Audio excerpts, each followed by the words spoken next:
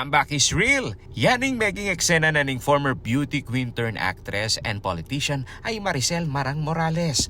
Ging last day na kasi ning filing ning Certificate of Candidacy niting Martes, October 8. Rina ang bayaking red carpet ning Comelec, Angeles City. Ing dating konsehal, bang subukang pakikwanan ing kayang dating pwesto. Bisdaman ka kandidatong independent suportado no kanong Marang, reng mi kapatid na Mayor Pogi Lasatin at tatagal representante na ning Primera Distrito at ikong John Lasatin at tatagal namang Mayor ning Angeles.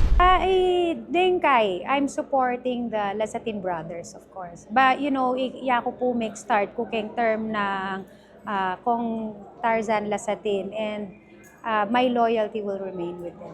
Kaya be naman kanu kareng nasa ng isubong king konseho, reng programa para kareng persons with disabilities at kareng environmental protection.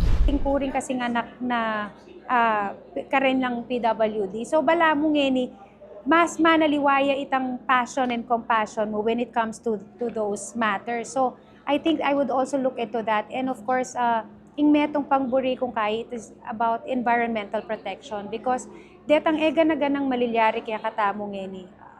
It affects the families kasi potang magbaha, potang atinang kay. Nung etaya lilingunan ning kaya katamong environment, I think that also adds up eh. Magkagulumuri ning ega na gana and dakala masisira, dakala mga sayang, dakala mga display. At bistamang aminado yang lamang ang sikat, pangaraskeng politika, manwala yang importante pamurin ing track record at plataforma.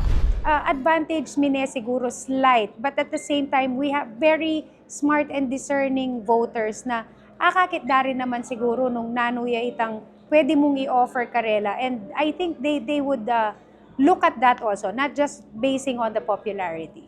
Bayo keng politika yung Morales, miluklukya keng City Council ning Angeles maniba 2007 hanggang 2016. 2019 na niyang tagal yung Vice Mayor dapat mesambutya.